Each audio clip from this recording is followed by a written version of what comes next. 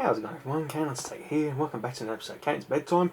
Month of Halloween, my favourite time of the year, right next to Christmas. And yeah, I don't know if I did one for last year. I can't recall. Wow, I'm blanking, but got a really cool spooky setup. I'm actually really glad with this. I don't even know what to call them, like the galaxy ball things, and yeah, it's actually looking pretty good. I was a bit worried that my lamp might kind of wash it out a bit, but no, it looks really cool, very spooky. I might add a filter to the video to make it a bit more spookified, like I do with my Zone. I thought that was really cool what I did there, and yeah, what a month it's been. I technically had 2 weeks off at the beginning for my birthday, and I worked another 2 weeks, and now I'm on holiday again. This is the big month now where I'm going to start planning my yearly cleanup and just reorganising my room. It's my favourite time of year to do. And I'm actually going to get my carpets cleaned this year.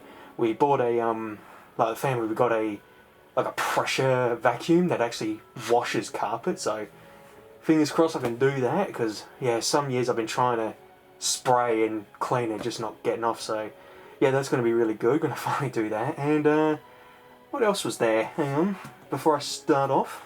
I'm going to be getting to my normal recording and editing schedule as well.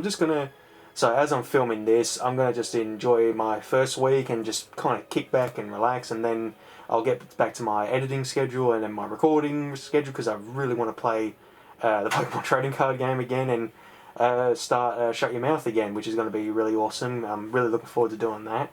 And also for this series, I'm going to cut down my my TV section of the video.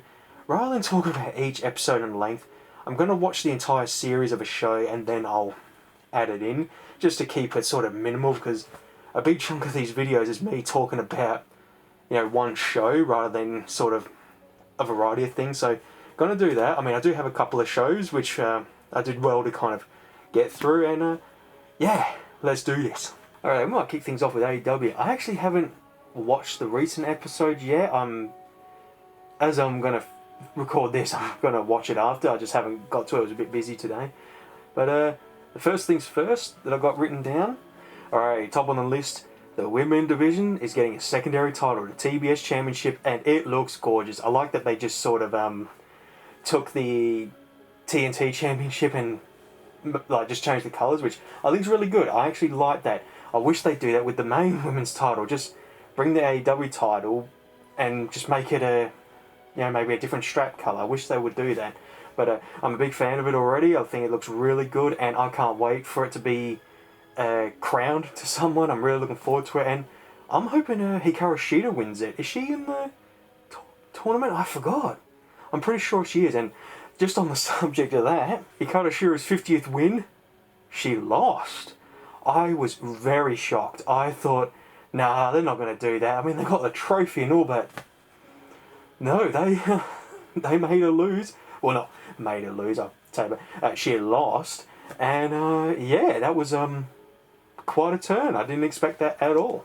Just talking about the women's division, I think AEW heard me bitching. The last episode, I made a complaint that I'm sick and tired of the only women's match, having the one ad break that's not picture-in-picture. It has to have the AEW title. It would piss me off every time. Like, why the only match on the card that has women wrestling that you decide to have that ad break? After I found that episode, haven't seen it since. From what I can remember, every time I'm watching that match and they start doing the, oh, we're gonna have an ad, but don't go anywhere, blah blah blah. I'm thinking, but nah, it's picture-in-picture, so I think they're watching my videos. I was so excited for this. The Casino Royal ladder match, the Joker card, was a returning Adam Page. I was wondering where he'd got to. I'm thinking, what happened? Like, it was a while, and then I realised, hang on, where's Adam Page gone? But yeah, he appeared in the ladder match, and he won, #1 contender for the AEW title. Please give him the title. I think it'll be really good to have him win it and beat Kenny, but I don't know. I don't think they will, but it would be pretty cool to see. I really like Adam Page, and I'm finally glad I don't know what they were doing to him. It just seemed like they just... It's like everyone else has their thing, and then they get to Adam Page, just hang around with the Dark Order and we'll get back to you, and try and do something in the meantime. But now it's like he was a different person when he returned and he did the promo after the week after, and he felt human. It was really good to see. Like, there was just those weird moments where he was just... They were trying this drunk angle or something, and I just did not like it, but it was awesome to finally see him glowing, essentially. He just looked really good, and I cannot wait for him to just start getting back into the AEW picture. I've got to tap out. I tried to wear the mask, but yeah, they didn't do a big enough air hole, so I really tried. I was trying to do, every part of the video I swapped the mask, but yeah, I just can't do it. I just need to catch my breath. I was actually going to wear my Mario costume like I did for Collector's Own Haul, but I thought, no, I'll change it up because I bought the mask, and oh boy, it's hard work. I get how Kayne feels now. Alrighty, I was really excited with this match, and I just had a good time with it. Ricky Starks versus Brian Cage for the FTW Championship, and Ricky retained. I'm just a big fan of these guys, and Brian Hobbs as well. I think he's really great. Something about that crew and those guys in particular, I just really enjoy watching. And Ricky Starks, man, he's a future world champion. Every time I see him wrestling, I'm excited and love his promo work, and just like Adam Page, I'm really excited for the future for them. I feel like I read his name wrong. Dante Marcus, is that right? If I'm wrong, I'll put an edit here. His match against Malachi Black, I'm a big fan of him, and not to shit on his tag partner who's injured, but just watching him in that match, I was really impressed. There's a load of people in AEW that I just get really excited for, and I really enjoy watching, but then there's some where I'm just like, nah. Miro's promos get me excited. I just love the angle he's taken. So when he was the TNT champion, it was, I am God's champion. He is pleased at my success and me holding the gold. This is more important than my wife, that he is proud, and I am proud to be his champion. But then he lost title, and now his promos have changed. God, why have you forsaken me? I was your champion. I did as you said. Was I not good enough? Do I have to start hurting more people for you to pay attention? And just really loving his promo work. This was shit. Cody defeats Malachi Black. What is going on with Cody? The way he was going with...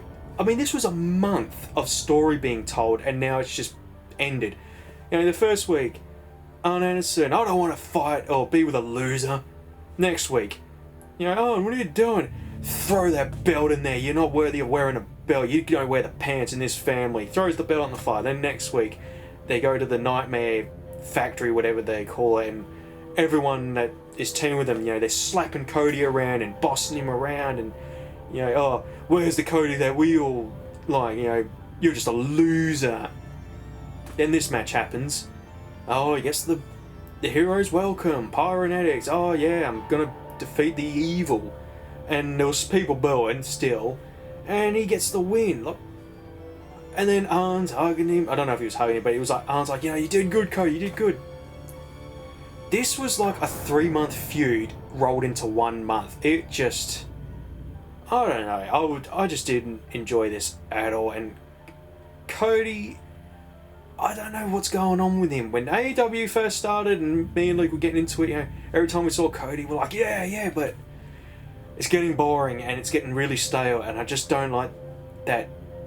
This idea of these stories being told that just crushed into one. This could have been a long thing, but I think the biggest problem is they just don't know what Cody's schedule is. Any day it's just like, oh, I need to go and film something, I'll be back, and yeah, I hope something changes very soon because it's getting really stale. Right, I wrote this down because, geez, my mouth dropped. I really thought we lost him, because Luke was about a few minutes ahead. He'd start watching and he, just on Discord, oh my fucking god, what the fuck just happened? And I'm like, dude, no spoilers. And he goes, you'll know when you see it. So I'm watching the show and I'm thinking, What's he talking about? Lance Archer versus Eddie Kingston. And I was on the lookout. I'm thinking, He starts climbing to the top rope, and I thought, oh shit, is this it? Lance goes for the moonsault. His body's not going. It's not going. It's like he's moving. It's not moving. He's not going to make it. He puts his arms forward, and his head hits the mat. And I'm like, holy shit. Did he just die? And for a second, I thought, oh my god, we just lost Lance Archer. And jeez, he did well. Now, I haven't looked up if he was meant to win the tournament. I forgot to mention the AW tournament, like that thing, and I don't know if he was supposed to win it, but I love that he rolled out the ring, the ref was checking on him, and obviously a call was made, end this match now, and yeah, they did well to recover. Eddie got the pin, and Lance is okay, but geez, that was scary. That was like Matt Hardy scary when he versed Sammy Guevara and they fell off they didn't fall, but Sammy speared Matt, or Matt speared him, and I forget now, but his head hitting the concrete, and yeah, just that moment, I thought, Jesus Christ, that was really scary. And Lance is okay. I follow him on Twitter, and he says he's all good and all that stuff, but that could have ended really badly. Jeez, I wouldn't mind. There's been a few botches going on lately. This isn't just an AW thing. WWE's had a few, but Christ, there's been a few close calls with some wrestlers. Jeez. Alright, for WWE, I only got one thing written down. Just this one moment where Stephanie slapped the hell out of Linda McMahon, and I don't think she held that slap. She fucking gave her a good whack, and I thought, oh, you better bought your mum something nice after that. Jeez. Alrighty, TV shows. I finally finished Big Bang Theory Season 9. Jeez, it took me a while to get through. Yeah, see, I'm actually a fan of the show. I really loved the show when it was airing, and I particularly liked Seasons 1, 2 and 3. A bit of 4 and 5's just a bit of a stretch, but I'll watch it anyway.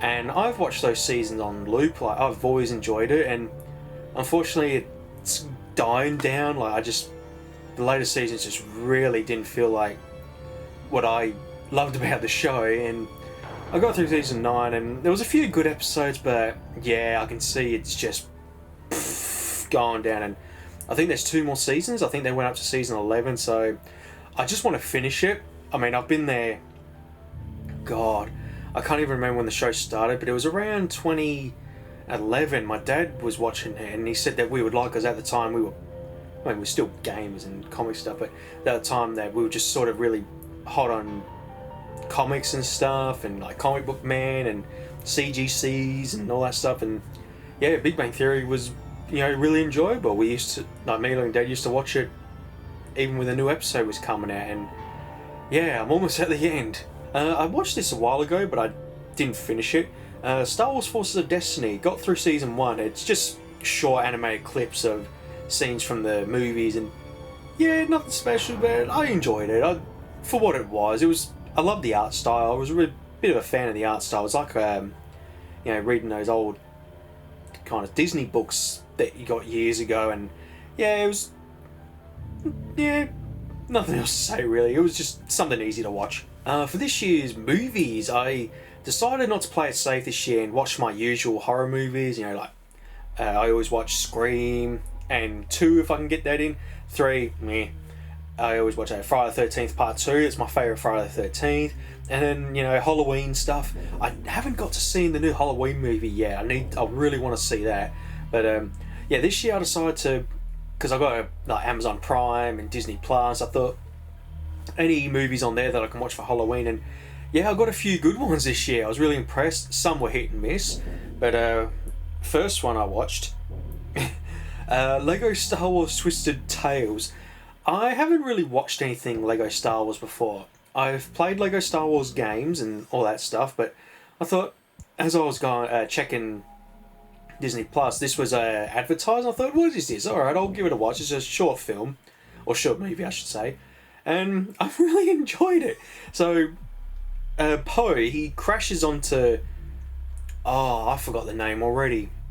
It's Vader's castle. He lands on that planet, and yeah, there's a hut. He's renovating the castle into a hotel, but then there's this Sith or commanding officer who was working with Darth Vader. He's trying to find this lost treasure and stuff, so he uses Poe and this kid to try and locate it, but it's a little short stories and movie references from other things, and my favourite one was the Knights of Ren.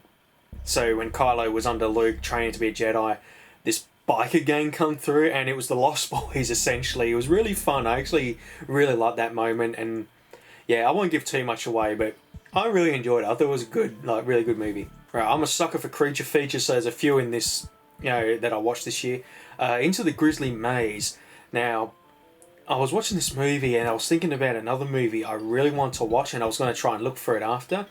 But then Thomas Jane rocked up and I thought, this is the movie that I want to watch. I've wanted to watch this for the longest time, but I never got to it, and I quite enjoyed it. It was really good. A lot of scary moments, and I believe they used a real bear, if I remember. Or it could have been CG, but I remember being really impressed, and some of the scenes were really scary, and Billy Bob Thornton was an absolute treasure in this movie. He was really great, and there was just this moment where I thought, wow, he's fucking badass, just what he ends up doing, and yeah, it was actually an alright movie. I quite enjoyed it. Then I decided to step out of my comfort zone. I watched The Empty Man. I really suck with these kind of movies, especially very long drawn out movies, and the beginning scene was really good. It was like, it set up the movie basically, and I thought that was really cool. And then the movie started, like the actual, who we're following and stuff, but started off good, but then it kind of dragged on, and then by the end of it I was just like, nah, these kind of movies just don't do it for me. I mean, I'm dumb. I don't want to think too much about a movie. The Sixth Sense, I understood, I really got behind, but things like this, I just struggle, and it just reminded me, so what the movie was, so I can't even explain it. It was just weird. So this guy has gone through trauma and stuff, but then it turns out these people made him and put these memories into him. He was technically only like 12 hours old and stuff like that, and then this guy from the beginning who was taken over by the spirit of some kind needed a new host, and yeah, there's a movie called Phobia, and it's like an anthology series of scary movies or scary like mini clips, and there was one there where a guy was in hospital. I think he was in a motorcycle accident, and next to him was this really old guy, and he looked like he was on his last leg. But then throughout the night, this guy was just hallucinating, hearing things, and just didn't, it's like he was being haunted, and he's trying to yell to the old guy, you gotta help, dude, you alright, what's going on? And he's just freaking out, and then this thing, it ends up being the old guy. He's screaming at him if I can remember, and then all of a sudden the next scene, the old guy is perished. He's, the blanket's going over him and all that stuff, and then the guy next to him that we've been following, he's checked out, and this group of people start wheeling him out, and this nurse that he was friendly with earlier, she's saying, oh yeah, you okay? And then all of a sudden he's like, get away from me.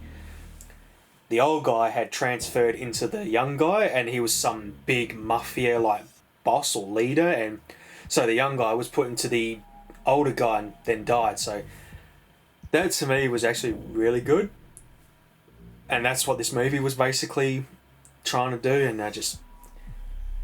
just not for me. Primeval, this movie's about a crocodile, and based on a true crocodile that was a man-eater, like always eating villages and stuff. I got the wrong movie. I really wanted to watch Rogue, back released in like 2007, and that's a good movie. Spoiler alert, I did watch that one after. So Primeval, got the wrong one, but I actually watched this years and years ago when it first released, and yeah, it didn't age well. It's not the best creature feature. It pretty much made this crocodile a super mutant. Like, crocodiles don't run on land and don't chase people. you know, and they don't just eat people, they tear bits off and swallow, like they just got it a bit wrong, and it was okay at the time, but now it's just very there. But Rogue, now that is a good movie, set in Australia, you know, hometown of Australia, awesome. And yeah, this was a great movie. There was one scene that just really horrified me. So they get stranded on an island, and I forgot about this one scene. So this group of tourists are going through, I forget what part of Australia it was now, damn it. So they're on a bank and they see flares, so the pilot, she's like, well, we've got to help them, sorry if this all is a convenience to you all, sorry if your plans are cancelled, we've got to check these people out if they're okay. They find this little island in a boat and there's no one there, so all of a sudden their boat gets hit by a crocodile and it sinks, so they all get to the island, and I was like, you told us that these crocodiles were scared of this, you know, boats, what's this thing that's, you know, trying to take out a boat? And then there was one scene where a guy's, so they're all talking, and then you kind of hear this sound, then everyone turns around and it has a wide shot, and I'm like, what's going on? And then I realised the guy's missing. He was standing on the edge and he's just gone. And then they see the crocodile, and it was like, oh, that scared me. So you got the idea of the movie. They're trapped and this crocodile's trying to kill everyone.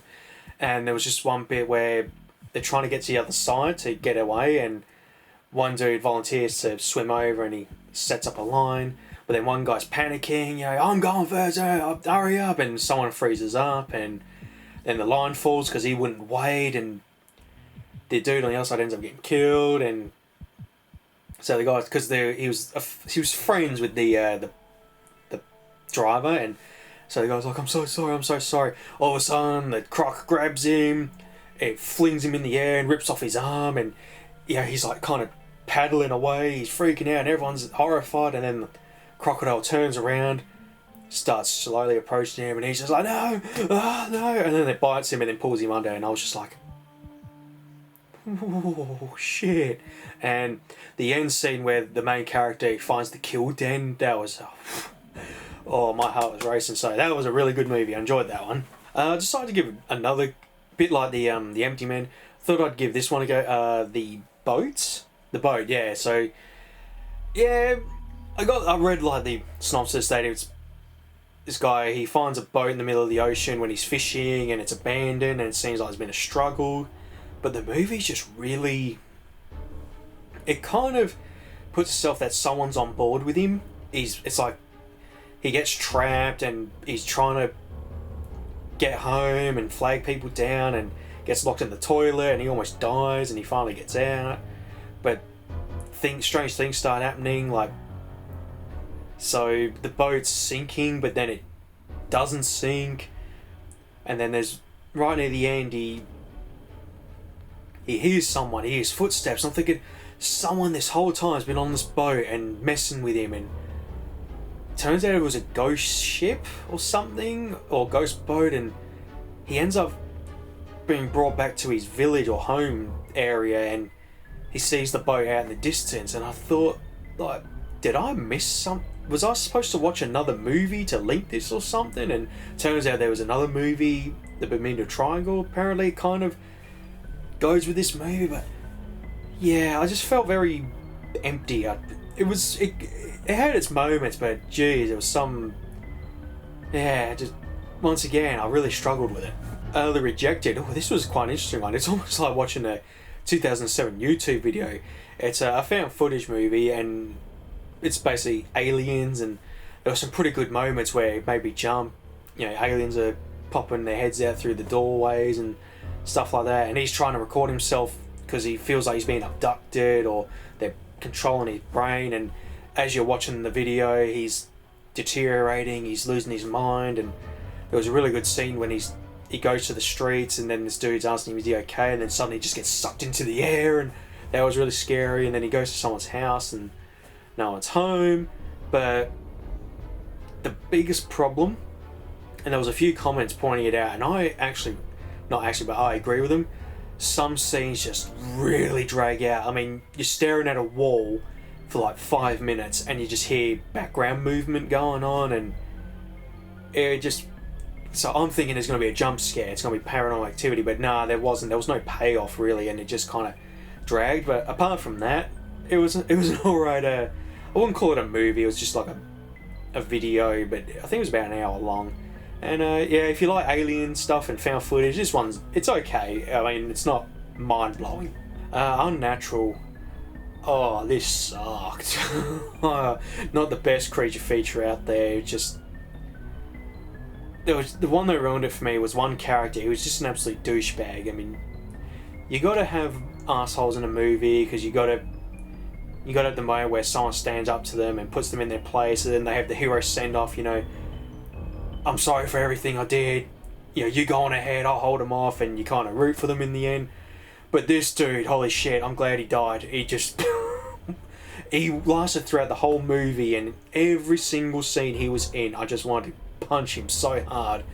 It was just the wrong way to make an asshole in a movie, and yeah, it was just... I mean, the kills by the bear were really good. Some were really scary. I mean, the model being dragged under the ice. I forgot to say, basically, so a photographer brings a bunch of supermodels to take some pictures in the snow and the Alaskan wilderness and stuff, and they go to this cabin, and the main character's there and all that stuff, but eventually the polar bear wolf just breaks in and kills everyone off. I mean, the movie kind of forgot what it was doing, and then it realised, shit, we got to catch up.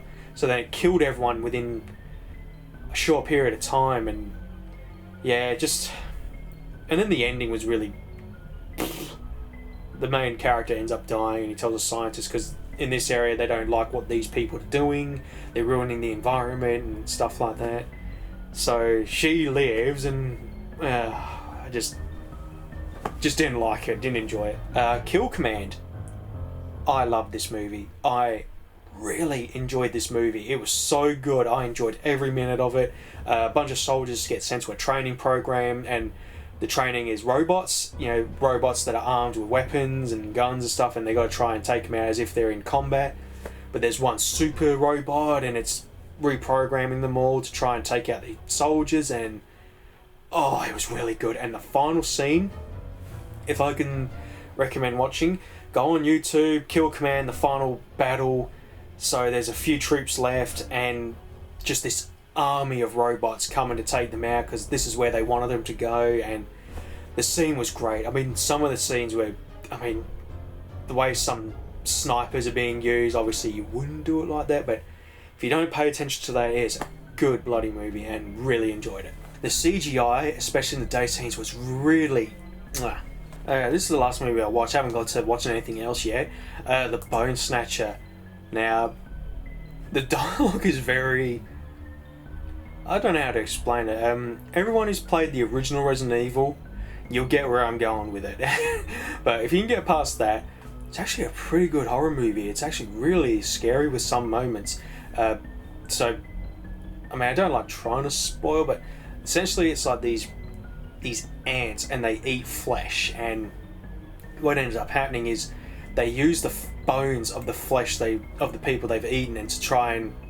because it's a queen, essentially, and it uses the bones to make a body for itself. And there was one scene that just absolutely gave me nightmares. I was really terrified, and because it feels like a low budget movie, it just added to the atmosphere. So the soldiers realise what's going on. Not soldiers. So there's a scientist person and his crew. So they're basically... they help him get across the desert and all that stuff. And I don't think they're soldiers, I can't remember. But basically they start to realise what they're dealing with, and some of them are getting picked off. Oh, and the sleeping bag scene was really creepy. That was just... oh. But what ends up happening, one of the crew get their arms eaten away, and it's basically just bone.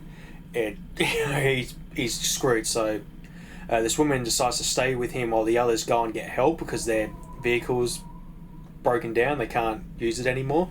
So sorry, I had to have a cough drop. The mask's really dried out my throat, and so they all go ahead. She stays behind with the guy to keep him basically just to keep him going because he can't go on foot. He's really wounded. So the three of them decide to make camp because, if I remember, a sandstorm hits them and they just lose time. So at night they decide to sort of huddle around a tree, and the ants don't like gasoline, so they poured whatever they have left to try and keep it away, and if it does come close they can light it up. They can hear it coming, and jeez, the build up. So it's crawling through, and it's almost like an animal now. It's just the way it's using the bones, and it shows the creature and it's got a face on it, and it's very deformed and distorted, and it almost looks real, like they actually made it out of, like they've done their own model for it. And it's like this starts spewing out ants, and the woman who's with him, she goes, oh my god, and I forgot her name. It was the lady that stayed behind with the wounded soldier, and it had her face, and it was just so distorted, and it gave me nightmares, just that scene. It was really terrifying just how they did it. And yeah, that movie I recommend. It's not gonna, like I said with a few movies in this, it's not gonna blow your mind, but if you're in for just some basic scary cheesiness, give this one a go. It has its moments. Alright, that's it for the movies. It's just some movie news. I talked about Halloween, the recent one I haven't seen yet, really want to. Diary of a Wimpy Kid's getting an animated movie, and yeah, it just kind of caught me by surprise, and I actually really like the movies. How many movies were there? There was 3. Then they did another one, they recast everyone got pissed off with it. So one day, the first movie was on when I had Foxtel, and you know when you're kind of just working and doing something else, and you start going like, and you get hooked on what you're watching. That's what happened with me with the first movie. I really enjoyed it. I actually had a really good time with it, and because of that I went to JB the next day and I got the 2 Blu-ray collection for the second movie. I think the third movie hadn't come out yet, but I bought that and watched the second one and loved that one too. And I was a bit of a fan. I actually really enjoy the movies, and seeing this one, the animated one, I'm excited. I actually want to go see it. It looks really cool. And then this one just come out of nowhere. Buzz Lightyear. That was a surprise and a half. I was really shocked. Luke posted it and I was like, whoa, okay, that's cool. I like Toy Story. I'm looking forward to this, and it looks really good. I definitely want to see that as well. Alright, I saved the best for last. Resident Evil. Welcome to Raccoon City. I'm so excited. I can't wait to watch this. And no, I'm not being sarcastic. I'm really excited. I first saw the trailer and I thought, oh, looks good. That's my opinion. Can't help it. And I understand why a lot of people have already decided that this movie sucks. They've made a lot of changes, and I get that. But Mortal Kombat, the new movie that come out, they made a lot of changes. I had a good time watching it. I really had a good time. And I'm hoping I had the same thing for this new movie of Resident Evil. I really am looking forward to it. And the only problem I have is, why is it exclusive to theatres? I just don't get that. I feel like they don't have any hope for this movie. It's like they've already made up their mind this movie's going to bomb. So hopefully it comes to streaming, and hopefully it comes here to Australia. Fingers crossed. I really want to go see it, and yeah, hopefully it's not an absolute shitfest of a film. I mean, can't be any worse than how many we got? 8? Those movies, jeez, I can't get over them. I mean, I'm being a hypocrite because me and Luke had the first 2 on loop when those come out, and my opinions changed now. I'm not really wanting to watch them anymore, but I'm happy we got Jill Valentine, and we got Chris Redfield, Claire Redfield, Leon Kennedy, Barry Wesker, and just in their roles. And I forgot to write his name down. He looks like the captain. In the trailer, he's telling, Vickers, pick up the damn radio.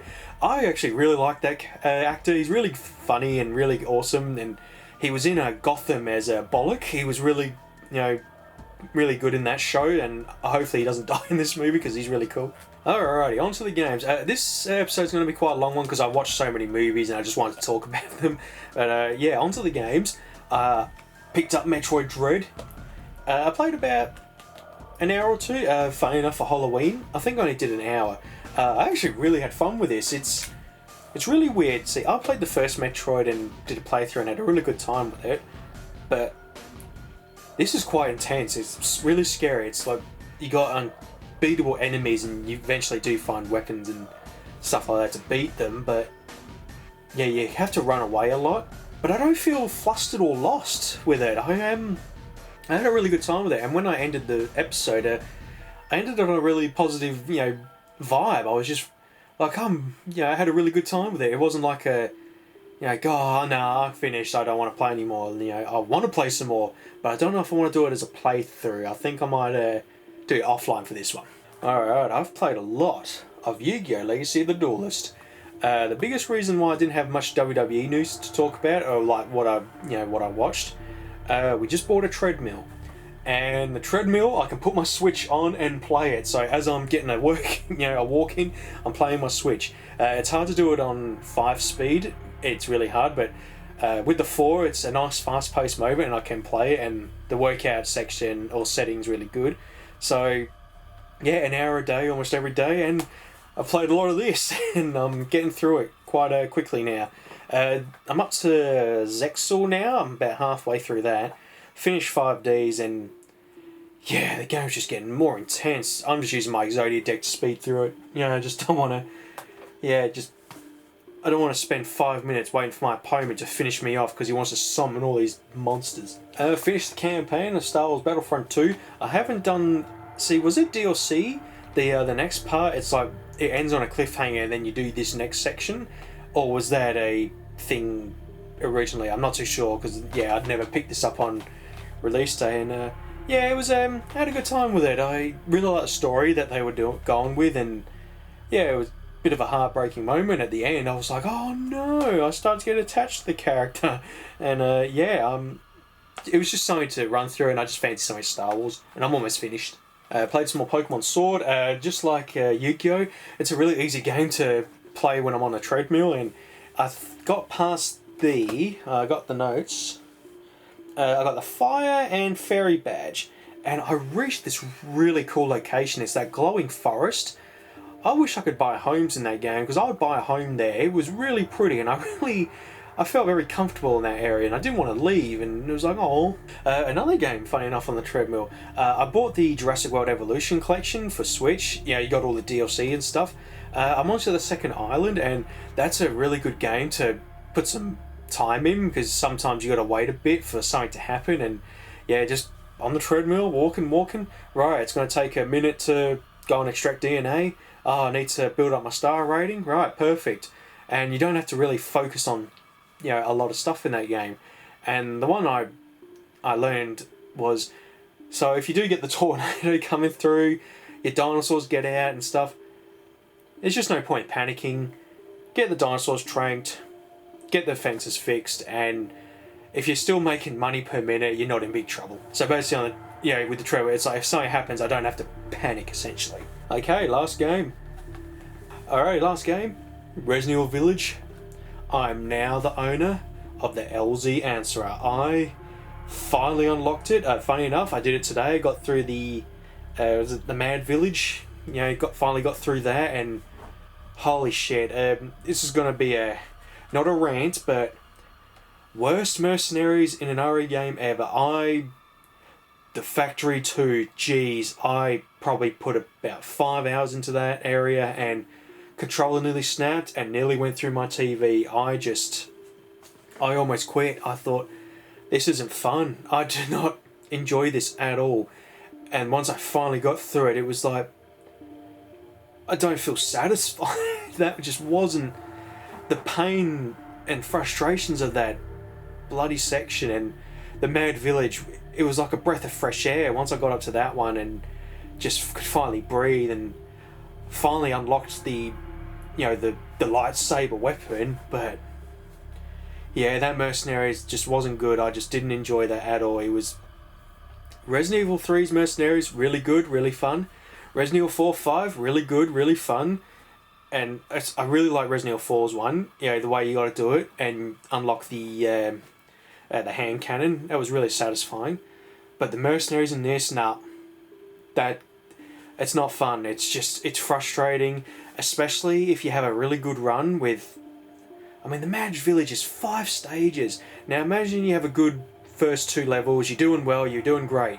You get to the 4th one, something changes and your run's ruined. And I had to use walkthroughs. I'm actually going to put the names here. I've completely forgot the name. I should have written them down. These 2 channels, I had to go between both of them for each level because one style just wasn't suiting me, but this other one was. They helped. They did a tremendous job doing like commentary walkthroughs for each mercenary stage, and because of them I managed to get it. And jeez, I'll be spewing if Capcom tomorrow say, you know, we understand that mercenaries is difficult, so we're going to let you unlock this lightsaber when you get an S rank for everything. I think the PS4 will go on the bin. But in saying that, finally unlocked it, and what I want to do, I want to do a 3rd playthrough because I got to do the knife run where I only use a bladed weapon. I want to use the lightsaber. Boing. Funny enough, talking about Star Wars and my little lightsaber bit I just did, Lou just picked up some re-releases of Star Wars Jedi Knight 2 and Academy, and they also did a racer in Republic Commando for I think PS4, Xbox One and Switch, and I haven't picked them up yet, but it's really good to see them on current gen console, especially Republic Commando. I never played it, but Luke played the hell out of that game back in the day when it came out, and it was a really fun game. It was really awesome. Alright, I read a book. I finally got through Batman White Knight Harley Quinn. It was a bit of a slow build up, but once the field was laid out, it really picked up, and there's a couple of sad moments. I was really sad. I won't say too much, but yeah, really enjoyed it by the end. Really good. Talking about books, I don't know how I come across it. I think I was searching up something Resident Evil and I can't even remember, but picked up a Resident Evil colouring book. Unfortunately, I didn't get any pencils or anything. I thought I was going to get some, so I need to go and pick up some nice ones. But I just fancy colouring something. I know I do drawings, and you know I'm always finished my Red Sonja drawing and you know other things, but I just fancy colouring something. Just especially when I'm rendering a video or watching, you know, I got something in the background, and there's quite some nice pictures in this one. See if I can find any, like the ones I wanted to do. Who the hell are you for a start? Yeah, here's one of Jill. That looks really cool. Another reason I bought this, just to help me with my colouring style, because I finally got what I want to do, but just to help keep going, and maybe I'll change it up a bit. Or the classic Resident Evil 3 Jill Valentine pose right there. I really like that one of Resident Evil 3 remake Jill. Really cool one of Claire. There was another Jill Valentine. I was really excited. I was flicking through and I thought, oh, I'm paying you first. Boo, Alice, fuck off. Ooh, Sheva.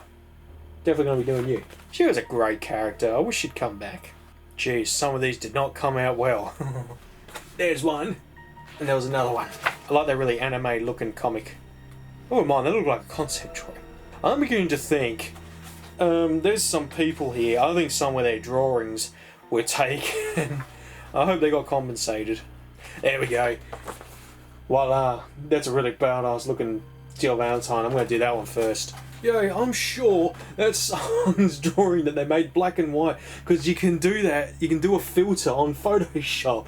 I don't think there's some dodgy practice going on here. Oh, come on. That's definitely someone's picture. There's no info on there, is there? An update on figure combat. I've edited 2 nights worth of matches. Just got 3 more to do, and I'll be ready to upload. I'm very excited, and I've finally got some more dice to add into the pile, because yeah, I second guessed myself. I was gonna buy this one that I got. Well, I got 2, but I thought one of the 2 I was gonna buy, but I thought I'd buy both, and it was originally what I was gonna go with, but I wanted some variety, and I thought I'll get the randomised one, and excuse me, what? Yeah, I kind of wish I'd gone with that in the end. Some really nice ones. I'm really excited. Just a little teaser for my unboxings. I mean, this is not going to be coming out till much later down the line because I've recorded so many unboxings already. But I'm very excited. I got the Pokemon Celebrations collection building up. I've got nearly everything except the Lance's Charizard and the tin, the little mini tins. Not fussed with them. Not, if I see them in the shop, I'll pick them up. But I'm not in a rush to get them. I've got almost everything. I've got the Pikachu figure, the Elite box, the premium Big Elite box coming. So I'm excited. I can't wait to start opening these, and yeah, I hope I can get that Venusaur. I really do. And this time we're doing Pokemon Go. I felt very sad I didn't do any Pokemon Go last time, but I just didn't have anything. But this time I do. And I got some good news, with some challenges. I actually got an Uxie. I think this was the one of 2 Pokemon I had for the last Kayne's bedtime, and I just didn't record, so managed to snag another one. But yeah, I would have got 3, but these were a real bitch to get. And I believe the other one was Shiny Chansey. I managed to get a shiny. It's always amazing when you just pick a random Pokemon on the field that you got and it's a shiny, and I got lucky with Chansey. I managed to get another shiny Pinsir. Team Rocket, Jesse and James, they were rocking up again, and I amazingly got another shiny Pinsir. I was hoping to get a shiny Scyther, unfortunately, but that's alright, I'll take any shiny. Right, this Charizard isn't special, but when I was doing the battles, this was one of my Pokemon that I was awarded, and I thought I'd never catch not shiny, but a wild Charizard, so that was a nice catch. I managed to snag a shiny Butterfree with a little bow. I thought this was part of the event, but no, I just got really lucky, so that's really cool. Alrighty, we had an Oshawott event. Managed to get shiny Oshawott, shiny Duot, and shiny Samurai. I got a whole collection of, the family tree, which is really awesome. Alrighty, I already had an Alolan Marowak, but this one is really special because there was a raid going, and I couldn't remember which. I think I was going to do a certain raid because I had to do a task, but I thought, you know what, I need another Alolan Marowak, and is it the Alolan? No, Alolan, sorry. And I thought, I want another one, and yeah, me and Luke won the raid and caught it, and I had a task pop up, and I thought, oh, finally! I was still on the what is that, Meltarn or whatever task, where you had to evolve a Drowsy, evolve a Scyther, catch a Cubone, and the Cubones had just despawned at this time, and I had it stuck on for so many months. I've completely forgot that Marowak counts. If you catch it, it will count as a Cubone. Finally got that task and finally moved on to the next one. Another thing I'm pissed off with, catch Cubones and Amariths and all that. There was a time when there were so many in the wild, so I was like, but in due time, I'll be able to complete that one, but it was just so good to finally get past that Cubone like catch one. Snagged a shiny Zubat. Managed to catch another legendary. Got the I can never remember the name. The Giratina. I can never remember. I forgot what game. Pokemon Platinum. I remember seeing this and thinking it looked really cool. I always think of a centipede for some reason. So yeah, managed to catch that. Really, really excited about that one. I also got Genesect. It's really awesome catching all these legendaries now. I'm still missing Groudon for the Hoenn Dex, but hopefully soon. I'll finish off the legendaries. I think it's a legendary, Zarude. It was quite an easy one to catch, actually. And I got a shiny Duskull. There was an event with so many Duskulls. Another Duskull, another Duskull, another Duskull, and another Duskull. I managed to get 5. So what I'm going to do here, I wanted to save it, and I thought I'll evolve them here for the video. So we'll do this one.